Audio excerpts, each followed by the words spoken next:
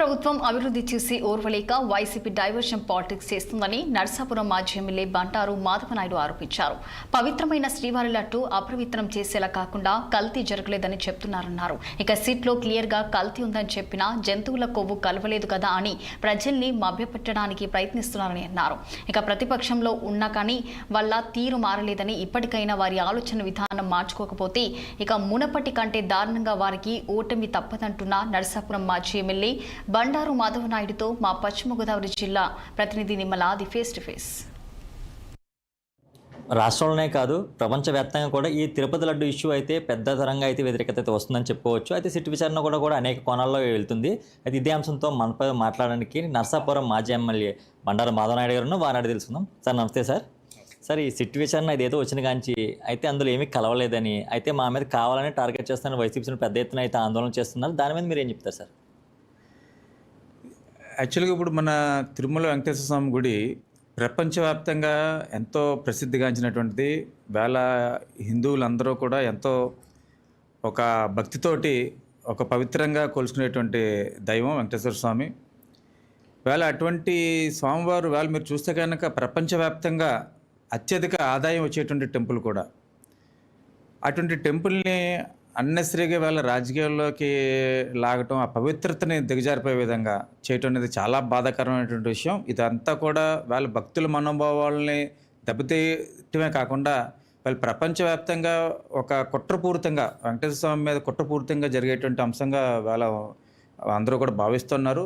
దీనికి ప్రధానమైనటువంటి కారణం గత ప్రభుత్వంలో జగన్మోహన్ రెడ్డి గారి యొక్క ప్రభుత్వంలో ఏదైతే ఆ యొక్క లడ్డూలు తయారు చేసే విధానం ఏదైతే ఉందో అదంతా కూడా సరిగ్గా నాణ్యత లేకపోవటం, అది వేళ కూటమి ప్రభుత్వం వచ్చిన తర్వాత దాని మీద ఎంక్వైరీ చేపిస్తే అందులో కల్తీ జరిగింది, అది అసలు నెయ్యే కాదని చెప్పేసి అది తేలటం, ఇవన్నీ కూడా ఎప్పుడైతే బహిర్గతం చేసామో దాన్ని అనవసరమైనటువంటి రాద్ధాంతం చేసి ఇంకా ఆ యొక్క చేసినటువంటి తప్పుని వాళ్ళు ఒప్పుకోకపోగా అన్నెసరీ రాజకీయాల్లోకి లాగి ఆ యొక్క పవిత్రతని, ఆ యొక్క స్వామివారి పవిత్రతని దిగజార్చే విధంగా చేయటం అనేది చాలా బాధాకరమైన అంశంగా వాళ్ళ ప్రజలందరూ కూడా చాలా మనోవేదనకి గురవుతున్నటువంటి పరిస్థితి. సార్ ఇప్పుడు సూపర్ 6 ఏదైతే వీళ్ళు ఎలక్షన్లో హామీ ఇచ్చారో ఆ సూపర్ 6 చేయలేకే వీళ్ళు డైవర్షన్ పాలిటిక్స్ అయితే చేసి మా మీద దాడులు చేస్తున్నారని వైసీపీ శ్రేణులు అయితే పెద్ద ఎత్తున అయితే విమర్శలు చేస్తున్నారు. దాని మీద మీరేం చెప్తారు సార్? ఇప్పుడు ఆ యొక్క నాణ్యత లేదు, ఇది అసలు నెయ్యే కాదని చెప్పేసి డైరెక్ట్గా సిట్టే నివేదిక ఇవ్వటం జరిగింది.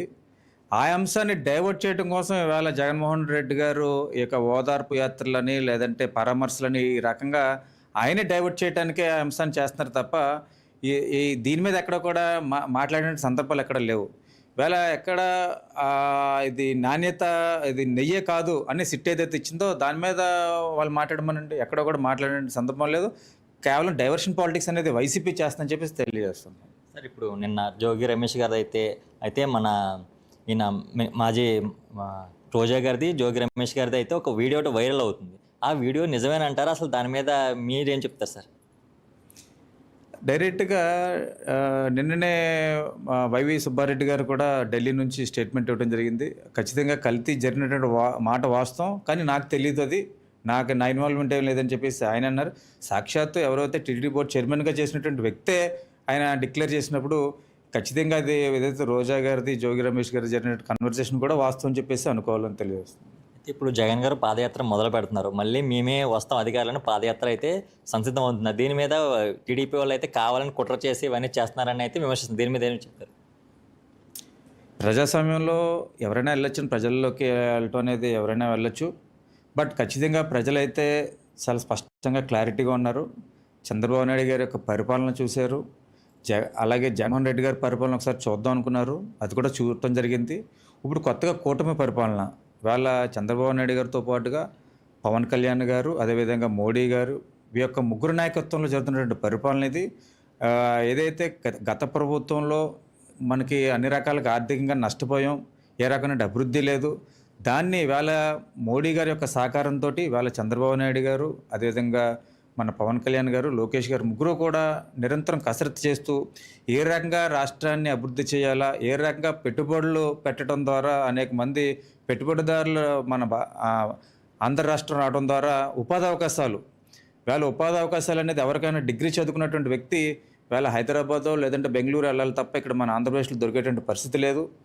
రాష్ట్రం విడిపోయిన తర్వాత ఇటువంటి పరిస్థితుల్లో పెట్టుబడులు రావడం ద్వారా ఇక్కడే ఉద్యోగాలు దొరికే విధంగా ఉపాధి అవకాశాలు కల్పించడం ద్వారా ఉండి, అదేవిధంగా కేంద్ర ప్రభుత్వంతో సహకారంతో అనేక రకాలుగా అందరికీ కూడా సంక్షేమ పథకాలు, అదేవిధంగా అభివృద్ధి అన్నీ కూడా సమభాగంలో వెళ్ళే విధంగా కృషి చేస్తూ ఉన్నారు.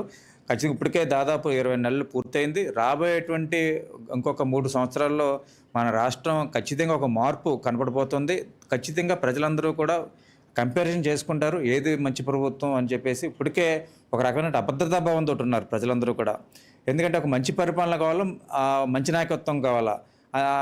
జగన్మోహన్ రెడ్డి గారి యొక్క పరిపాలన చూసారు, ఏ రకంగా భయభ్రాంతులు అయ్యారో కూడా స్పష్టంగా మన జరిగినటువంటి పోలింగ్ విధానమే మన అందరికీ కూడా స్పష్టంగా తెలుస్తుంది. ఖచ్చితంగా ప్రజలు మళ్ళీ ఈ యొక్క కూటమి ప్రభుత్వాన్ని తీసుకొస్తారని చెప్పేసి మేమంతా కూడా ప్రజలందరూ కూడా ప్రజల నోటి నుండి వస్తున్నటువంటి అంశం. అయితే కూటమి ప్రభుత్వం చేస్తున్న అభివృద్ధిని వాచలేకే వైసీపీ ప్రభుత్వం డైవర్షన్ పాలిటిక్స్ చేస్తుంది వైసీపీ శ్రేణులు అని మనతో పాటు మాధవ నాయుడు చెప్తున్నారు. అలాగే అంత వివరంగా సిట్ ఇచ్చిన తర్వాత కూడా అందులో కల్తీ లేదని, వాళ్ళు చేస్తున్నది రాద్ధాంత విధంగా చాలా ఆశ్చర్యంగా అయితే గురి చేస్తుందని మనతో పాటు మాజీ ఎమ్మెల్యే బండారు మాధవ నాయుడు గారు తెలియజేశారు. మన ఆది పశ్చిమ గోదావరి జిల్లా నరసాపురం నుండి.